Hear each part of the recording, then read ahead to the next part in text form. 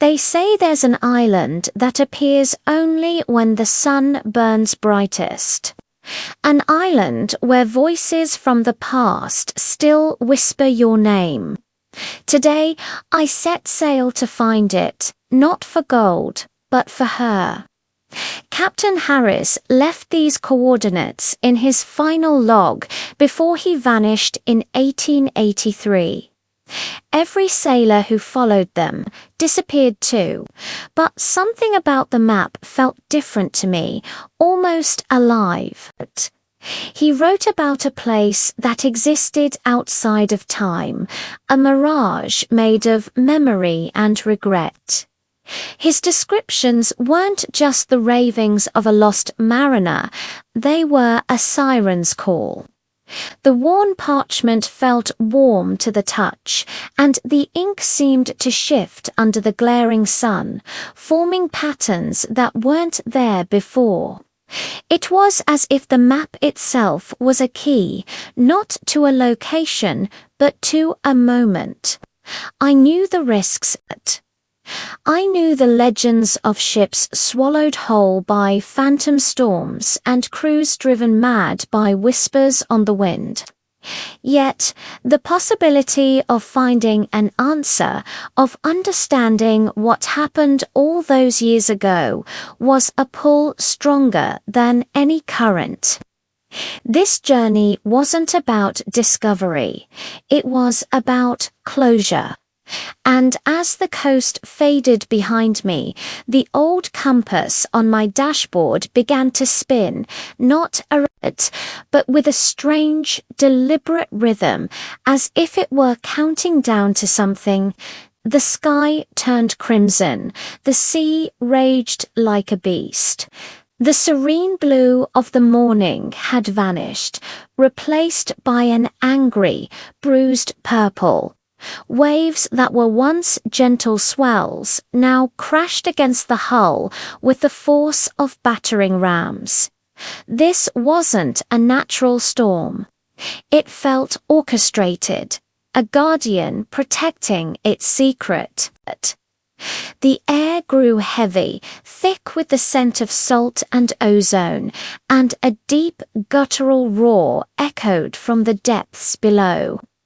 My boat, a vessel I had trusted for years, groaned under the strain, its timbers creaking in protest.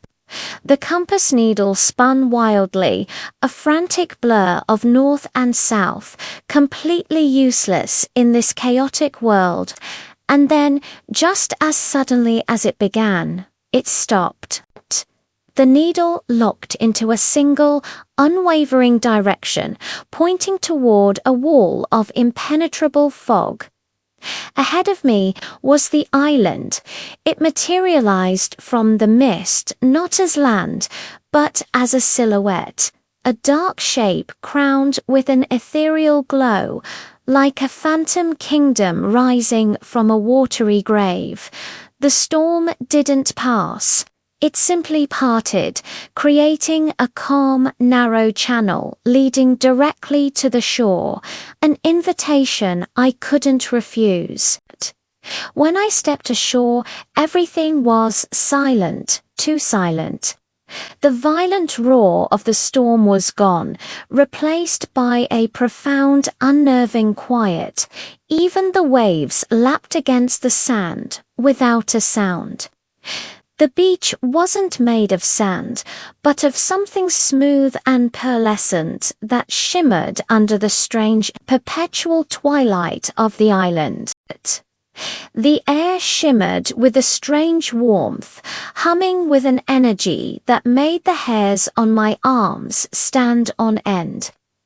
I walked inland, through groves of petrified trees that looked like they were carved from polished obsidian. There were no birds, no insects, just this oppressive, watchful stillness. It felt like I was walking through a memory, a moment frozen in time. Then I heard it. A voice, soft and broken, carried on a wind that didn't blow. It wasn't just a sound, it was a feeling, a presence that wrapped around me like a familiar embrace. It whispered my name. Chills ran down my spine, not from fear, but from a heart-wrenching recognition. I knew that voice. I had spent years trying to forget it, and years praying to hear it one last time. It was her, the woman I lost years ago in that same sea. She stood before me, not as flesh and blood, but as a shimmering form of light. Her features soft and indistinct, yet undeniably hers. In the heart of that silent, mystical grove, she was the only thing that felt real. But she wasn't human anymore, just light and sorrow. Her form wavered, like a reflection on disturbed water, and her eyes held an eternity of sadness. She smiled, a faint, tragic curve of her lips, and extended a translucent hand. In it, she held a single red rose that pulsed with a soft, crimson light, like a heartbeat. She offered it to me.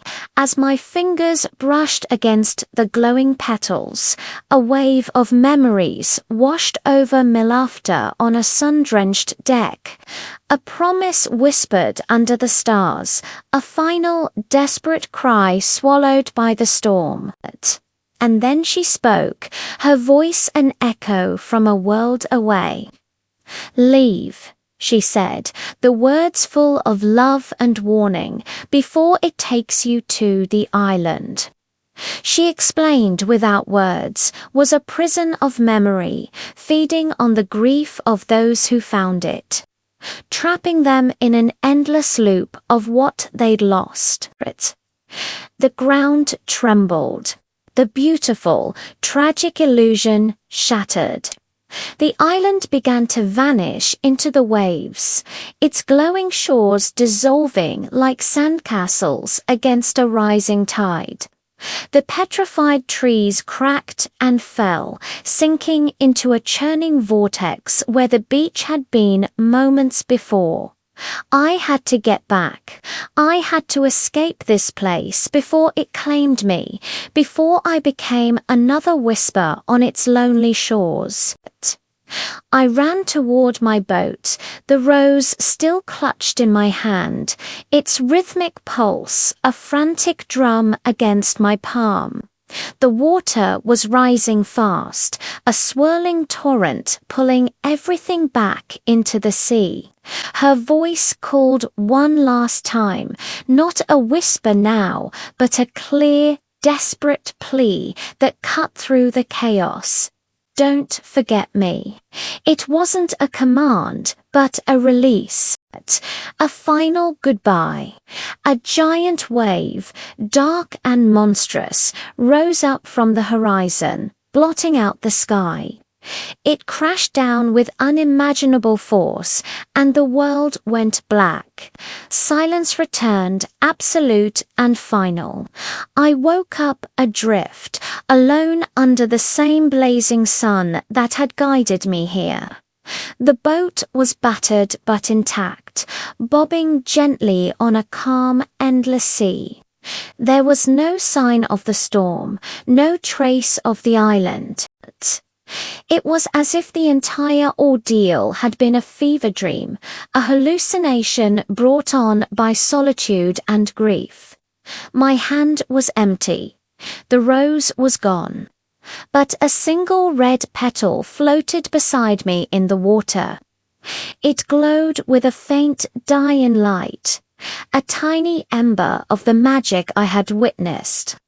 I scooped it from the ocean, and as I held it in my palm, it dissolved into a shimmer of red dust that the wind carried away. I was alone, truly alone this time. But the crushing weight of sorrow I had carried for years felt lighter. She hadn't been saved, but she had saved me. The island may be gone, its coordinates once again just meaningless numbers on an old map. But when the sun burns brightest, when the heat shimmers above the waves, I still hear her voice. Not as a whisper of sorrow, but as a gentle breeze, a quiet promise that love, like the ocean, never truly disappears.